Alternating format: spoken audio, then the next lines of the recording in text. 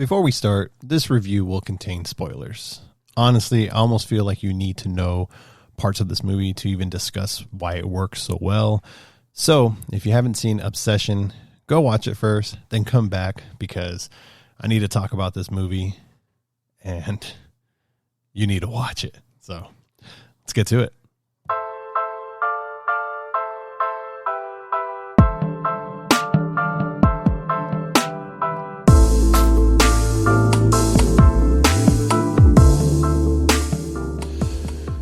All right, guys, this is one of those horror movies that, it freaked me out, not because of like nonstop horror or jump scares, but because of how believable the emotions felt. This movie takes the idea of love, obsession, attachment, control, and just slowly twists it into something deeply uncomfortable. I went into this expecting some weird psychological horror movie. And what I got was honestly one of the most disturbing relationship films I've seen in a long time. Even after I left, I got done watching the movie last night, late, one of the late showings. I was just like on the drive, me and my wife just thinking like, dude, what did we watch? What is going on? And for me, I felt it wasn't even like the horror stuff. It felt like a relationship movie, like just like a normal drama, love story movie, whatever you want to call it. A rom-com. Just not comedy. I mean, some parts were funny in a dark kind of way, I guess. But it almost like, outside of the weirdness that you see throughout the film, again, this movie was highly believable. And I think that was the part that was freaky, outside of the over exaggeration scenes that you see in the film, which leads to like some of the killing, some of the death, so to speak. So, just to kind of recap what the film's about, we have a character named Bear who is in love with a girl named Nikki, and he just has crap courage when it comes to telling her his feelings and everything.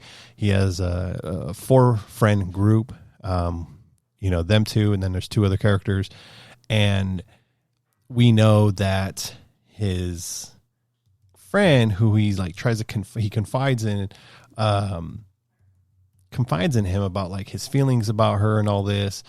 And there's a moment like in the very beginning, which was it was a reshoot when this movie took off, because it was originally at a film festival. Then it got picked up and now for a theatrical run, and there was a lot of reshoots to kind of make the narrative go a little bit differently. And looking back at that scene is very important because you have the main character Bear kind of explaining to like this waitress how he feels, like his way of like, hey, this is what I'm going to say to Nikki. And it is intimate. It honestly, like from my perspective as a guy, I'm like, that's fair. It was good. Like you're just kind of pouring your heart out.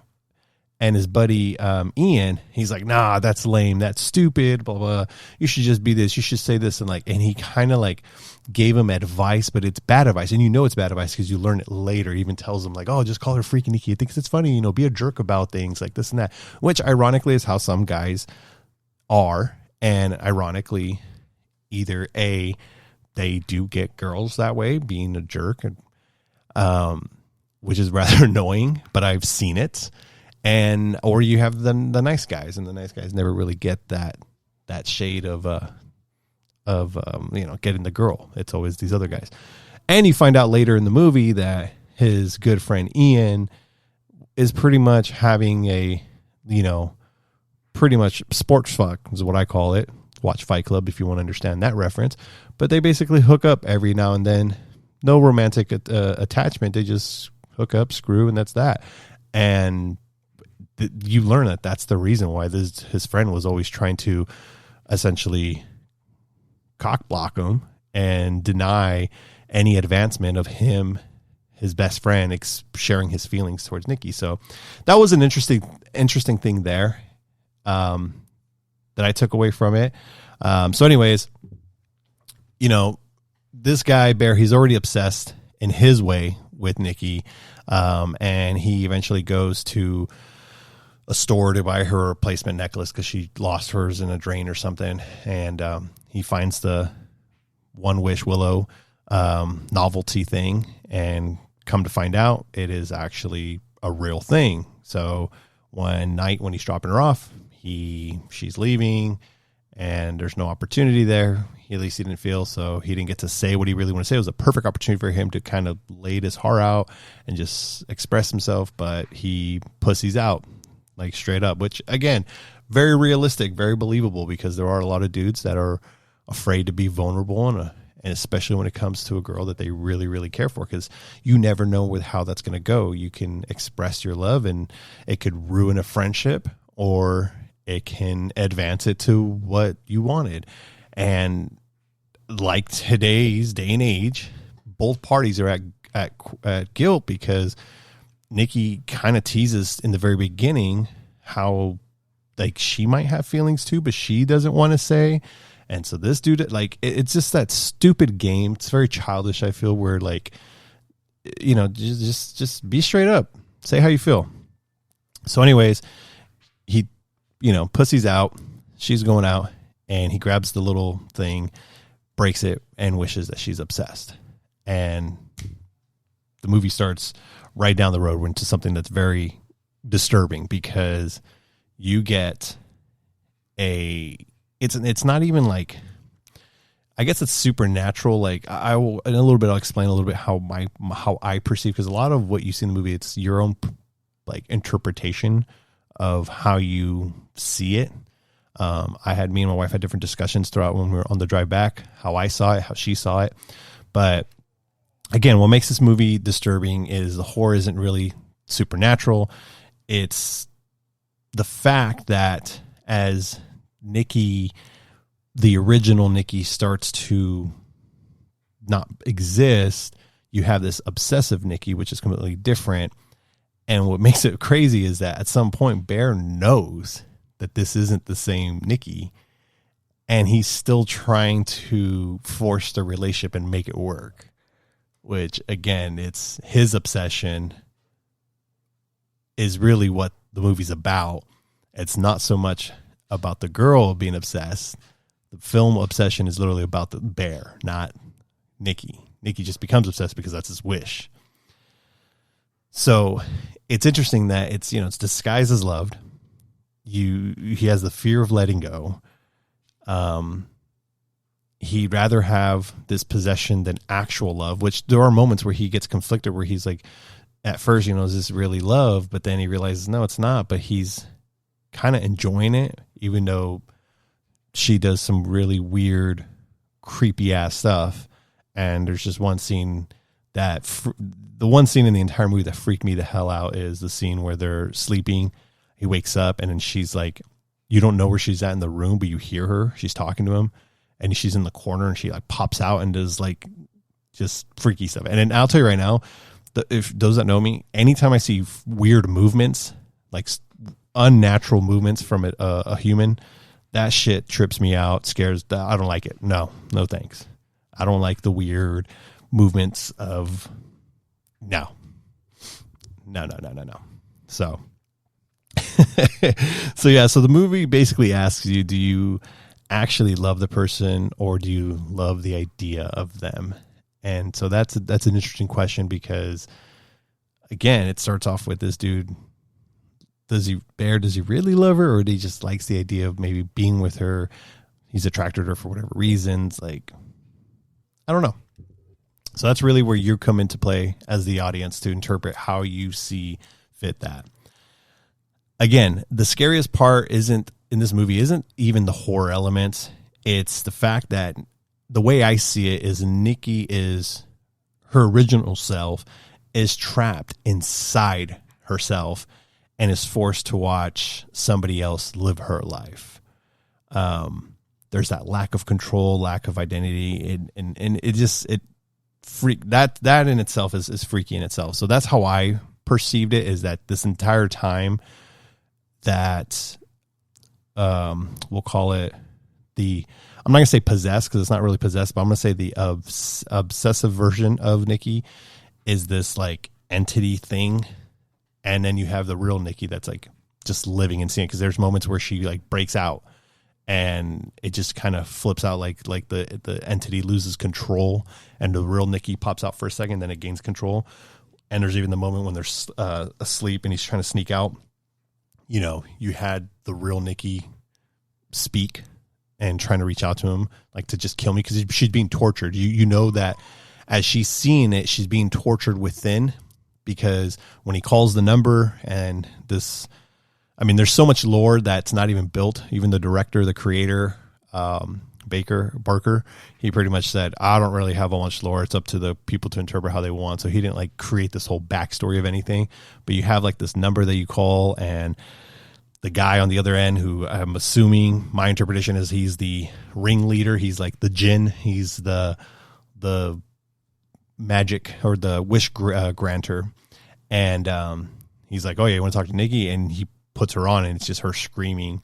And even when Nikki comes through, it's like, oh, kill me now. So anyways, she's going through it. She's in an imprisonment of this. And so that concept alone is horrifying.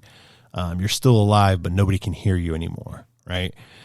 And when you look at the relationship dynamics in this film, I feel they're pretty, what's crazy is they're really accurate to modern relationships. I'm talking about current time, whether you're a young adult from like early 20s to mid 20s to late 20s. I don't know about in your 30s. I would hope that by your 30s, you would grow up and you wouldn't be a kid anymore and do childish things like obsess over certain things like that, people and stuff like that. But being that I've seen and I know, I don't want to sound old, but you know, I have friends that are, you know, younger than me, and I see how they talk. I see how the verbiage and how they talk and how they communicate, how they share their experience, their emotional dependency, their toxic attachments, and just the drama and the manipulation that goes with it. And I guess just modern dating behavior, like you see all that. Again, it's the arguments, it's the wording, it's the emotional reactions. It all actually feels very believable. And I think that's why this movie is doing very well, especially, again, with younger relationships today, where everything becomes hyper emotional and obsessive. I mean, that's the state of the current generation with social media and things of that nature. So it's, I don't know. It just really connects it and it makes it too real in that sense.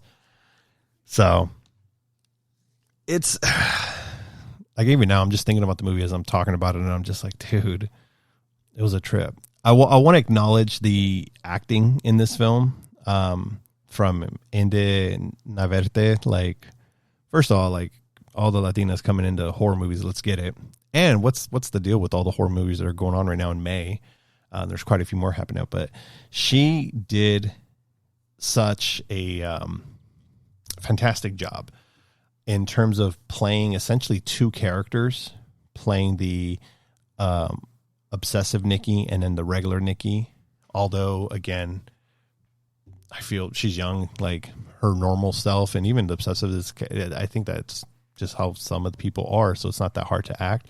But the fact that she's trying to switch from the emotional switches, the facial expressions, you know, when she's being creepy and she's not overacting, and then you have that mix of vulnerability and mix with discomfort, like essentially, you know, the way she switches from being vulnerable, unsettling, obsessive, and awkward, and then emotional, it's just carried so much tension throughout the film. Like, they approached it not like with this I'm a possessed like monster ghost spirit type of thing. It's literally just, let me give this whiny feel to it and bring that full circle with the vulnerability and the unsettling. Like, that's what made me trip out. It wasn't so much like yelling and being angry and dark, like, get back over here. It's like, you know, she was just more like, why do you want to do this? Like, and it's like, what the hell? Like the one part where she breaks out where she's like, no, like that scene alone, how she goes from just casual speaking, and then she goes to like, she's hypering it up, and then she gets to like aggressive, and then she like instantly switches back to like, you know, we're doing good. Like, the tone, the voice, the facial, the body language, everything was amazing. It reminded me of the other horror film Smile 2, how Naomi Scott, how she portrayed and delivered just a phenomenal performance. Like Inde does the same thing here. Like it's amazing. And I love it because, again, never did I ever feel it was like cartoonish evil or anything like that. It just made you uncomfortable. And it's because it felt human. It felt real. Like I like legit, the scene that I was talking about where they're at the restaurant where she said no, like I can see that happening in real life. Like if I was at the restaurant and I'm just chilling, you know, me and my wife having dinner, and then all of a sudden we see someone on the other table just acting up, I could see that happening because people are wild nowadays. But that's what made it trippy, because it's like, and she was like that throughout the movie. You know, it's like, man, I don't know, man.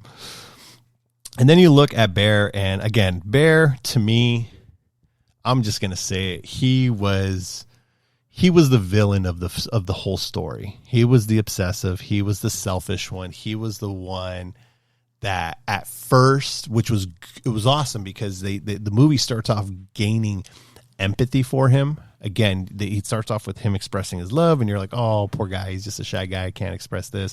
And then he goes home, and his cat's dead, and you can see that he has like medicine pills and stuff like that. So he has certain things going on. They don't really touch on it, but he has some type of emotional thing. He inherited his house from his grandmother that passed. So like you can tell he just has a crappy life, and like, or a sad life. I don't want to say crappy because we don't really get too much of like into that. I mean, it seems like he's doing all right, and like financially wise, it looked like he was doing okay, but he's just depressed. Like it's a very depressing, sad story. So you at first initially start off being like, I feel bad for this guy, this and this.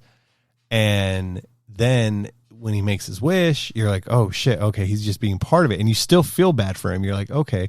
But then when you realize that he realizes and knows that Nikki is a different version of the normal Nikki, and he's still trying to make it happen, dude, that's where it was like, for me, it turned where I'm like, okay, you're the asshole, dude. You're the bad guy here. Like that's not right. And I don't know, dude. Like for me, again, Bear was the bad guy. And then what's funny is some of the characters made it seem that way too. Like he was the one, like the shop owners and everything. Even the guy on the phone when he called him, it's just like, dude, you're the one. Like you screwed yourself over having this wish. Best way to cure it is kill yourself. Like you can do the honorable thing and kill yourself. That's how you break the wish, break the curse, whatever you want to call it. And he's like not willing to do that until like obviously the very, very end, once the other girl, what was her name? I think was it Sarah? Jesus, what was the other girl's name? Yeah, Sarah. When she gets killed by Nikki, which was freaking horror. That was brutal. I knew the thing that pissed me off about that scene is I knew it was going to happen. I was waiting for it, and it still kind of got me when it happened because that girl's just crazy, and she just bashed the hell out of it. Fun fact, that movie, when it comes out, there's rumors supposed to drop digital June 2nd, and they're going to do an unrated because when this film presented at the Toronto Film Festival did well, it got went into a bidding war. Focus Entertainment picked it up, and then eventually Blumhouse got involved. They did reshoots. That scene was, and along with a few other ones, but that one specifically was too graphic that it was going to get a rating of NC-17, so they had to tone it down to keep a rated R rating. So fun fact is, allegedly June 2nd, it's supposed to come out digital, and it's going to be the unrated, so you're going to have all the gore and all the crazy stuff. But anyways, I will say, though, that the actor that played Bear, he did a really good job because, you know, he did make us feel he did make us feel that desperation. But again, you knew he was making terrible decisions, and emotionally you understood why he was doing it. But like for me, I was like, nah, dude, you lost. Like you're going to have a bad ending. This isn't going to end well for anybody. So, what I liked about this film as well is that the atmosphere, it didn't rely like on jump scares. It just focused on making you feel uncomfortable. And I feel when a horror movie can make you feel uncomfortable, even while you're watching it, but even after, that's a high success. I'm not that type of guy where I like seeing all the horror, the gore and all that stuff, like torture, like that will make you feel uncomfortable. It's like, but like it's not something that I watch. Like, oh, I want to go watch this stuff. Not that I can't take it. It's just not entertaining to me. And I just feel like they just try to go above and beyond. But when it's something where it's plausible, realistic, believable, like this movie, dude. And there's scenes where like I laughed, but it wasn't funny because it was like haha funny. It was funny because it made it awkward. But again, it became unbearable. Like it was just like when she pops off with the no, like it's like you kind of want to laugh, like, oh my god, she's freaking out, she's acting crazy. But then when you take a moment, you're like, hold on, what the hell? Because she just does the what's her name? Inde does such a good job with her voice change and her tone. So, I mean, overall, this movie, it's slightly predictable in some cases, but it's emotionally effective. It does have a very dark ending. I was kind of anticipating everybody just dying, but I think they went with the best one where everyone died essentially, and Nikki snaps out of it because again, and that's why I believe that she was living through everything, because thinking of it, that instead of her snapping back and then she just sees the horror and like what just happened, what's going on, and tries to understand and put things together. Yeah, that would have been kind of bad. Like, oh, that's crazy. I mean, it's still fucked up, but it's like crazy. But I prefer to think that when she snapped, she lived through everything that happened. So when she snapped back, she like, not only was she seeing all the horror in the house of Bear, but then like realizing everything that took place that she couldn't control happened. And so that makes it even more dramatic, more like, I don't know, like tragic. So it is just a very tragic, like now she's like scarred for life. And that's like, I kind of want to know what happens after that. You know, it'd be kind of cool to kind of, I don't know if they do a sequel. There's rumor, or the director, like he has an idea of doing like an anthology thing, a little TV series of like 8 different episodes, 8 different wishes or something like that. But yeah, even though that ending was kind of predictable, it was terrible. It was pretty bad. So, yeah, ultimately I'm going to give this movie, I'm going to give it a 9.5 out of 10. That's how much I really enjoyed it. Again, I feel Bear was the villain. Nikki was I feel bad for her. Like at the end of the movie, she's the one that lost everything and, couldn't do anything about it. So great acting, great relationship themes, great atmosphere, emotional realism, disturbing concept, great psychological horror. Those are all the things that are heavily positive.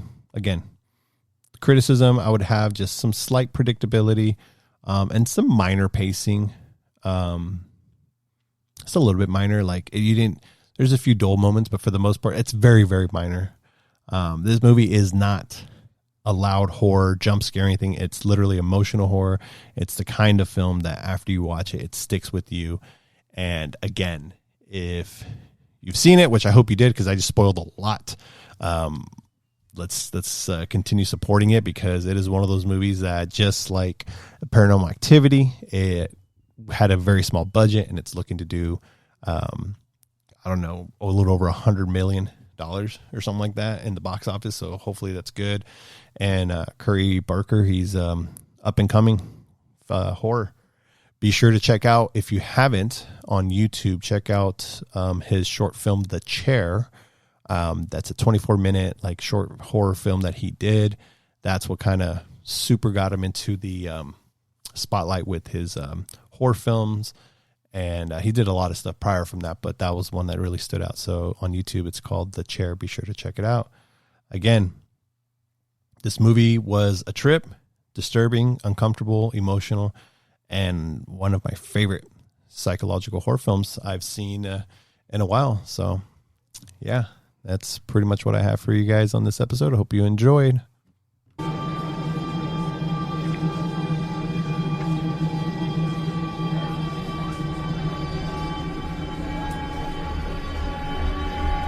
No. No, no, no. What? No, no, no, no, no, no, no, no, don't do it!